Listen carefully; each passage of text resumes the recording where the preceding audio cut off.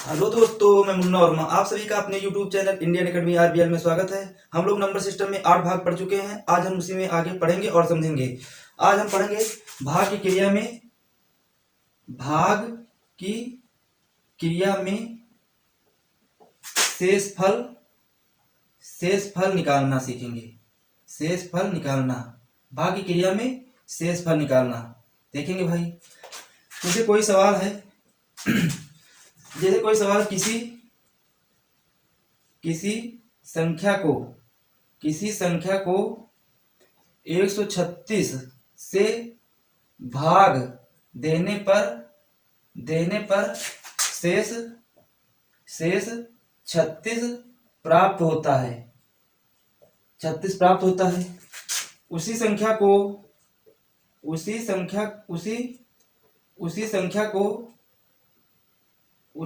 को 17 से भाग देने पर शेष क्या होगा? ये सवाल दिया हुआ भाई। देखिए भाई, इसको अगर हम 17 से इसको क्या करें, 17 से 36 को भाग दे दें तो क्या प्राप्त होगा भाई? देखेंगे 17 को सबसे पहले देख लेंगे आसान तरीका। सबसे केवल देखते ही आंसर हम बता सकते हैं।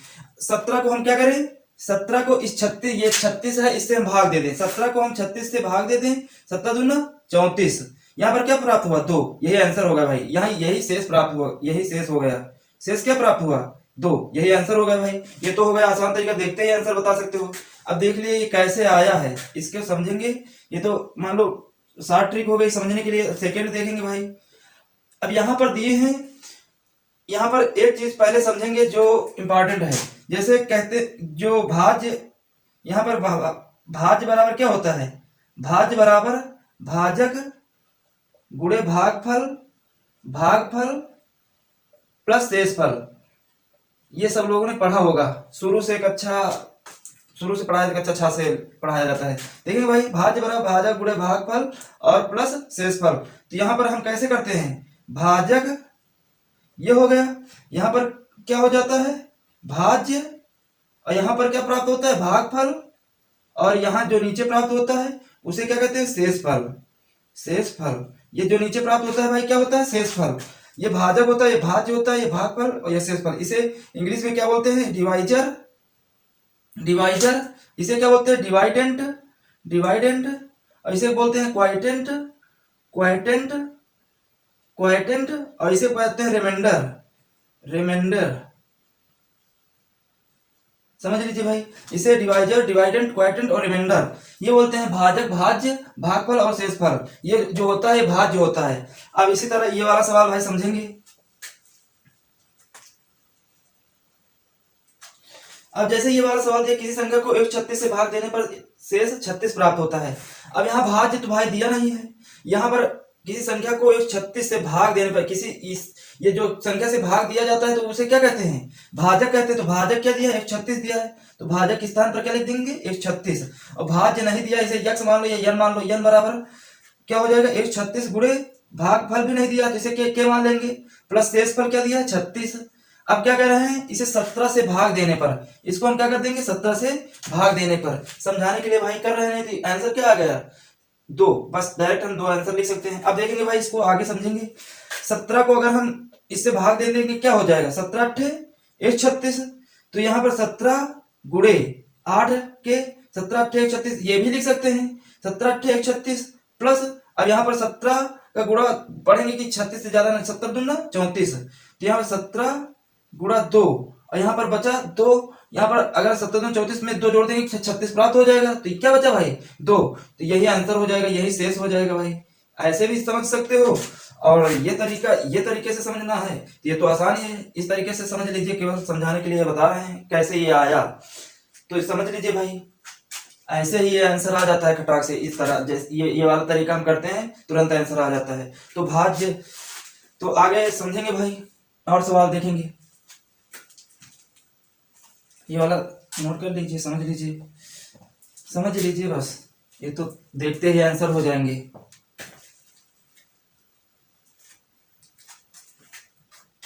जैसे सवाल है, किसी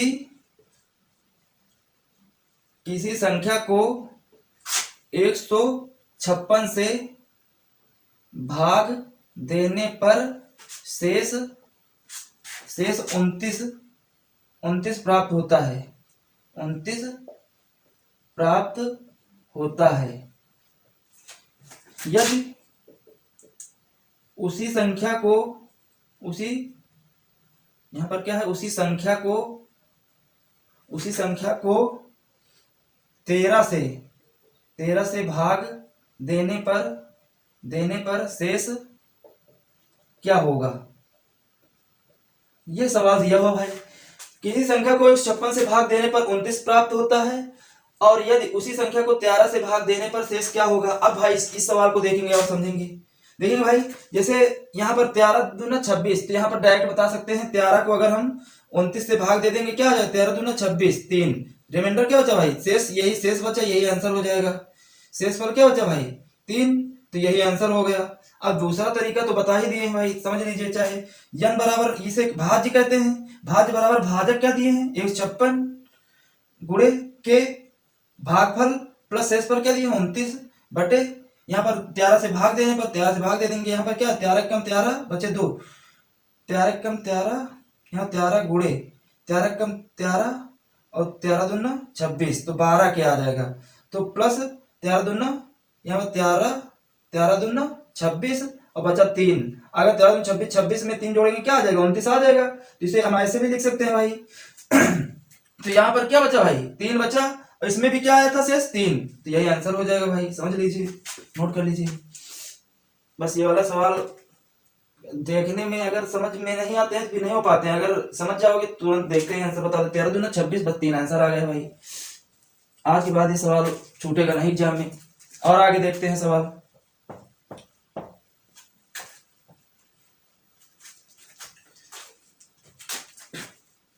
जैसे सवाल है,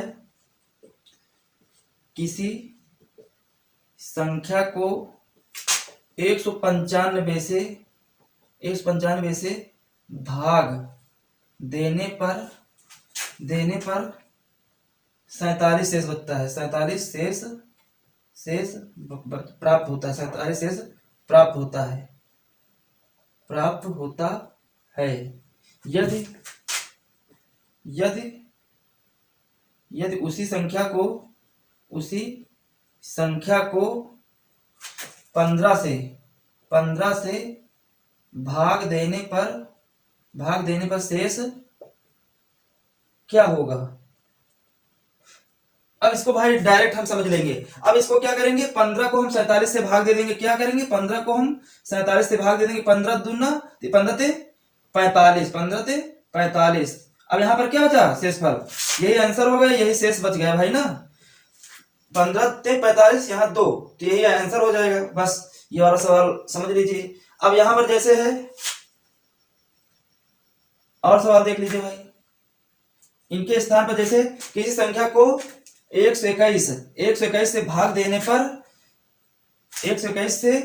देने पर 25 शेष बचता है। 25 शेष प्राप्त होता है। यदि उसी संख्या को 11 से भाग देने पर शेष क्या होगा, ये सवाल दिया हुआ है भाई। तो अब इसको हम क्या करेंगे भाई, ये वाला सवाल भी समझ लीजिए। तो क्या हो जाएगा, यहाँ पर 11 को हम किससे कर दें 121 से, सॉरी यहाँ पर क्या हो जाएगा 25, यहाँ पर क्या है 25, तो क्या हो जाएगा 11 दूना 22। तो यहाँ पर शेष क्या बचा, ये भी शेष बच जाएगा, यही आंसर हो जाएगा। ये 3 बचा, यही आंसर हो जाएगा। क्या बचा भाई 3, तो ये आंसर हो जाएगा। और आगे एक आधा सवाल देख लेते हैं। अगर यहाँ पर इसके स्थान पर 133 21 और यहाँ पर क्या है 19, क्या है किसी संख्या को 133 से भाग देने पर 21 शेष प्राप्त होता है। यदि उसी संख्या को 19 से भाग देने पर शेष क्या होगा, ये सवाल दिया हुआ भाई। देखेंगे इसको, समझेंगे। तो ये क्या हो जाएगा 19 को हम क्या करेंगे 21 से भाग दे देंगे। कितने बार जाएगा, एक बार जाएगा। 19 कम 19। अब 11 में 9 गया, कितना बचेगा 2, तो शेष क्या हो गया, शेष इतना प्राप्त हो गया, यही आंसर हो जाएगा भाई। क्या हो गया 2 आंसर, 2 प्राप्त हो जाएगा। और आगे सवाल देखते हैं भाई, समझेंगे। अब तो ये वाले सवाल क्लियर हो गए हैं। उम्मीद है कि ये सवाल सबको समझ में आ गए होंगे। अब ये देखते ही सब लोग आंसर इसका बता सकते हो। और आगे देखेंगे भाई, अब दूसरा टाइप देख लेते हैं। किसी संख्या को यन से किसी संख्या को यन से भाग यन किसी संख्या यन को 4 से यहाँ पर को है भाई, किसी संख्या यन को 4 से भाग देने पर 3 शेष प्राप्त होता है। संख्या 2n को 4 से भाग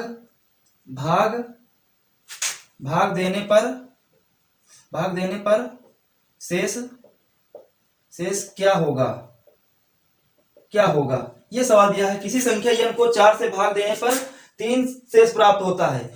संख्या 2n को 4 से भाग देने पर शेष क्या होगा, ये सवाल दिया हो भाई। इसको हम बहुत आसानी से समझेंगे और देखेंगे भाई। यहाँ पर n को 4 से भाग देने पर, तो 4 से हम क्या कर रहे हैं, n से भाग देने पर 4 को किसी संख्या को n को 4 से भाग देने पर, तो देखेंगे इसको हम भाग देने पर क्या शेष बच रहा है भाई, 3 बच रहा है शेष। ये देखो यहाँ पर क्या दिए हैं, 3 शेष बच रहा है। अब यहाँ हम थोड़ा दिमाग लगाएंगे कि यहाँ ऐसी कौन सी संख्या लें कि यहाँ 3 शेष प्राप्त हो जाए। अगर यहाँ पर हम कोई संख्या है, जैसे 7 है, अगर हम 7 को 4 से भाग दें, 4 को हम 7 से भाग दें, 4 एकम 4, तो यहाँ पर क्या हो जाएगा भाई 4, तो 7 में 4 चला जाएगा, 3 ही प्राप्त हो जाएगा। ये बात समझ रहे हो ना सब लोग। 4 को अगर हम इसमें 7 से भाग दे दें तो 4 एकम 4, तो यहाँ क्या हो जाएगा, 3 शेष प्राप्त हो जाएगा। 4 एकम 4, 3 शेष प्राप्त हुआ। अब यहाँ पर n का मान क्या निकला भाई, n का मान 7 निकला। क्या निकला भाई, n का मान 7 निकला। अब कह रहे हैं संख्या 2n को 4 से भाग देने पर n का मान 7 निकला, तो 2n का मान क्या हो जाएगा, 2 गुणे 7, तो यहाँ पर क्या हो जाएगा 14। क्या हुआ 14, तो 4 से भाग देने पर 4 को अब इस 14 से भाग दे देंगे, 14 से भाग दे देंगे तो क्या हो जाएगा 4 3 12, तो यहाँ पर क्या बचा भाई 2, तो इसमें रिमाइंडर क्या बचेगा, शेषफल। यही आंसर हो जाएगा, यही रिमाइंडर शेष बच गया भाई, यही आंसर हो जाएगा। ये सवाल उम्मीद है सबको समझ में आया होगा बहुत ही आसान तरीके से। यहाँ पर n दिया हुआ है, n के स्थान पर ऐसी कौन सी संख्या रखी है कि यहाँ पर शेष 3 प्राप्त हो जाए। तो यहाँ पर अगर हम 7 रख दें तो 4 एकम 4, तो यहाँ 3 प्राप्त हो जाएगा। अब इसका कह रहे हैं दोगुना, 2n दे रहे हैं, तो 2n का हम क्या कहते हैं, 2 गुणे 7, 7 में 14, तो 4 को अगर हम 14 से डिवाइड करेंगे, 4 3 12, तो यहाँ पर शेष क्या बच जाएगा, 2 बच जाएगा भाई। आगे इसी तरह और सवाल देखते हैं।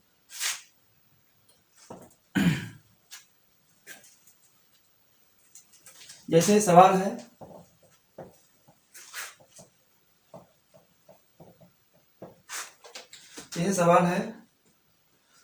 किसी संख्या को 6 से भाग देने पर, किसी संख्या को 6 से भाग देने पर शेष 3 प्राप्त होता है, 3 प्राप्त होता है। संख्या के वर्ग को 6 से भाग देने पर शेष क्या प्राप्त होगा, शेष क्या होगा। ये सवाल दिया हुआ है। किसी संख्या को 6 से भाग देने पर शेष 3 प्राप्त होता है, संख्या के वर्ग को 6 से भाग देने पर शेष क्या प्राप्त होगा, ये सवाल दिया हुआ भाई। आगे इसको देखेंगे और समझेंगे। यहाँ पर किसी संख्या को 6 से भाग देने पर, तो यहाँ पर 6 है संख्या, और संख्या क्या माने, संख्या इसमें क्या दिए हैं, संख्या को हम n कहते हैं, देखिए यहाँ पर n हो जाएगा।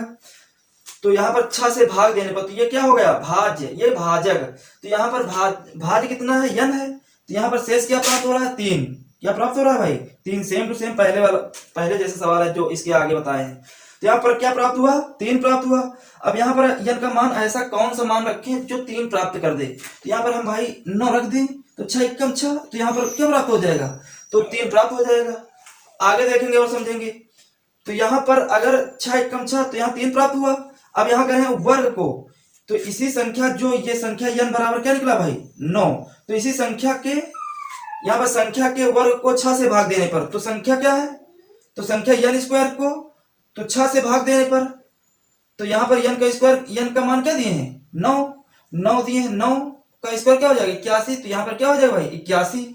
अब इसको हम भाग दे दें 6 कम 6, यहाँ 2 बचा, 6 18, तो यहाँ पर क्या बचा 6 18, तो 11 में 8 गए क्या बचेगा भाई 3, क्या प्राप्त हुआ भाई 6 कम 6 बचे 2, ये होता 6 18, तो 11 में 8 गए, 8 3 11, तो 3 बच जाएगा, तो इसमें रिमाइंडर क्या बचा भाई शेष 3 प्राप्त हो जाएगा, यही आंसर हो जाएगा। समझ लीजिए भाई, क्योंकि 6 से भाग देने पर शेष क्या प्राप्त हो, 6 से भी भाग दे देंगे। आगे देखेंगे सवाल और समझेंगे, नोट कर लीजिए वाला सवाल समझ लीजिए।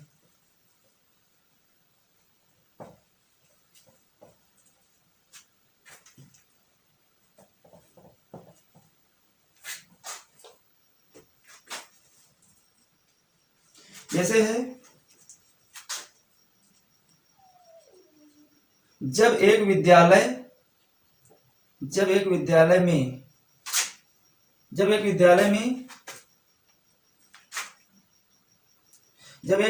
में सभी छात्रों को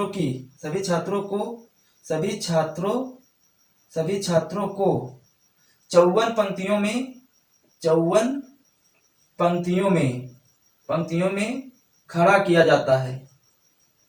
क्या है भाई, जब एक विद्यालय में सभी छात्रों को 54 पंक्तियों में खड़ा किया जाता है तो 30 पंक्तियां बनती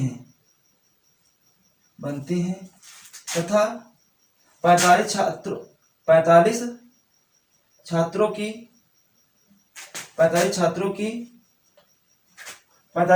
को पंक्तियों में खड़ा किया जाए तो कितनी पंक्तियां बनेंगी, 45 छात्रों को 45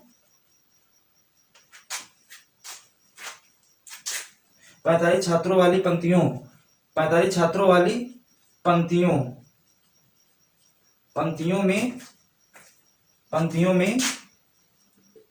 खड़ा किया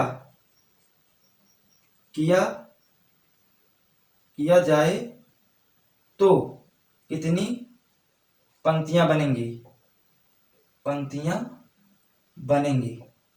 ये सवाल दिया हुआ भाई, जब एक विद्यालय में सभी छात्रों को 54 पंक्तियों में खड़ा किया जाता है तो क्या 30 पंक्तियां बनती हैं तथा 45 छात्रों वाली पंक्तियों में खड़ा किया जाए तो कितनी पंक्तियां बनेंगी। अब यहाँ पर देख लेंगे भाई, 54 पंक्तियों में खड़ा किया जाता है तो कितनी पंक्तियां प्राप्त होती हैं, 54 पंक्तियों में खड़ा किया जाता है तो 30 पंक्तियां प्राप्त होती हैं, 30 पंक्तियां बनती हैं। और 45 छात्रों वाली पंक्तियों में खड़ा किया जाता है तो कितनी पंक्तियां, इसमें पंक्तियां क्या निकालना है, पंक्तियां भाई इसमें पंक्तियां निकालना है दूसरी लाइन में। और पहली लाइन में दिए हैं 54 छात्रों की पंक्तियों में 30 पंक्तियां बनती हैं, 54 छात्रों वाली पंक्तियों में कितनी पंक्तियां बनती हैं, 30 पंक्तियां बनती हैं। दूसरे में क्या दे रहे हैं, तथा 45 छात्रों वाली पंक्तियों में खड़ा किया जाए तो कितनी पंक्तियां बनेंगी। बस सवाल हो गया भाई। तो यहाँ पर क्या हो जाएगा, पंक्तियां बराबर हो जाएगा 54 गुणे 30 बटे 45, पंक्तियां बराबर हो जाएगा, क्या हो जाएगा, पंक्तियां बराबर क्या हो जाएगा भाई, पंक्तियां बराबर हो जाएगा 54 गुणे 30 बटे 45, तो 15 3 45, 15 दूना 30, यहाँ 3 एक कम 3 बटे 24, तो क्या हो जाएगा, पंक्तियां क्या आएंगी भाई, पंक्तियों की संख्या क्या निकलेगी, पंक्तियों की संख्या 18 दूना 36, ये आंसर हो जाएगा भाई। समझ लीजिए सवाल, बहुत ही सरल है, केवल इसमें पंक्तियां दी हैं, पहली पंक्ति दी है, ये दूसरी वाली हो जाएगी, बस इसमें मान रख देंगे आ जाएगा। और आगे सवाल देखते हैं भाई।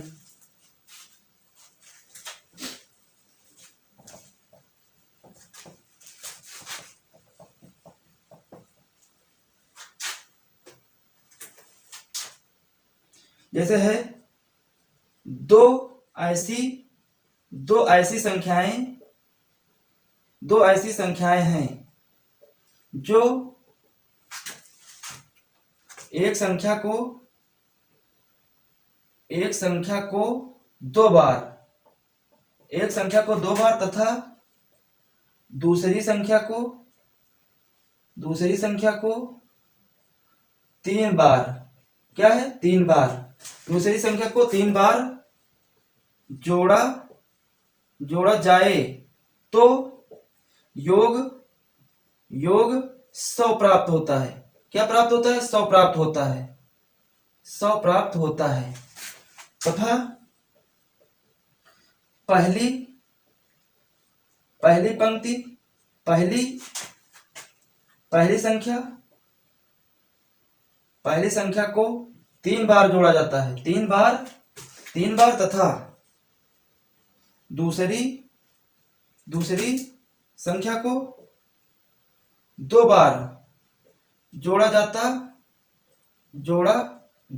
है तो योग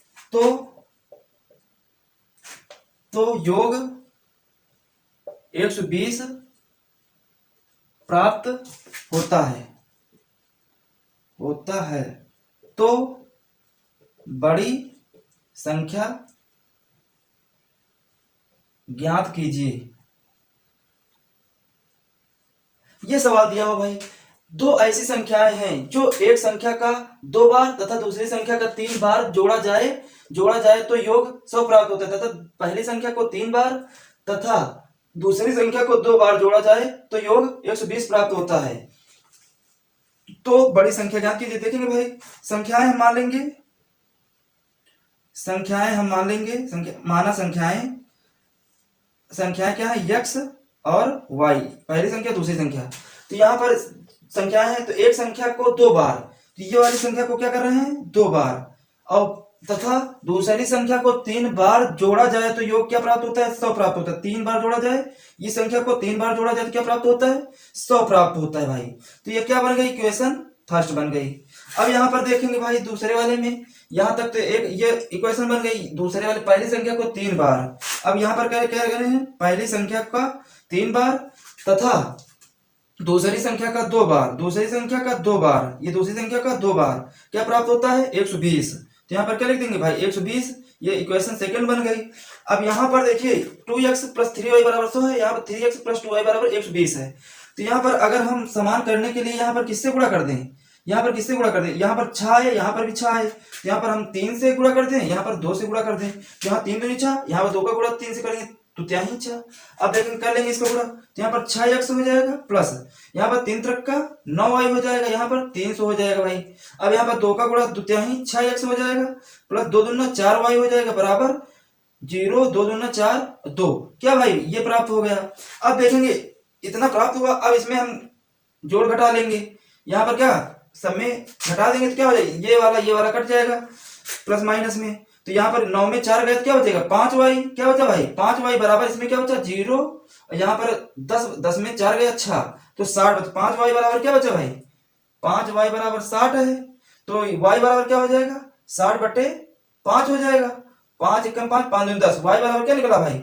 12। y का मान 12 निकला, तो चाहे समीकरण 1 में रख दो, चाहे इसमें रख दो, चाहे इसमें रख दो, तो y का मान हम समीकरण 1 में रखने पर, तो यहाँ पर इक्वेशन फर्स्ट में रखने पर, ठीक है। तो यहाँ पर क्या हो जाएगा भाई?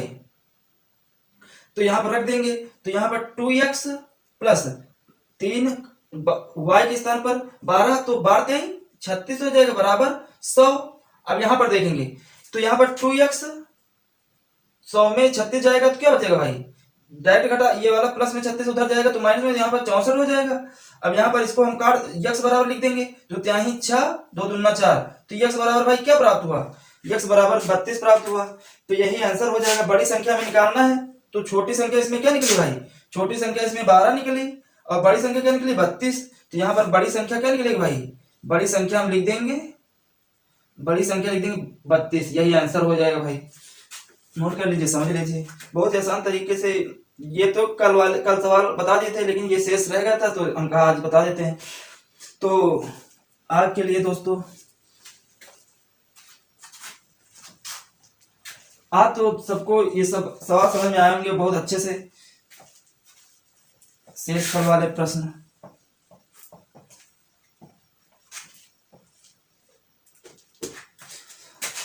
अगर ये वीडियो आप सभी को पसंद आया तो लाइक करो, सब्सक्राइब करो एंड शेयर करो। थैंक यू, धन्यवाद।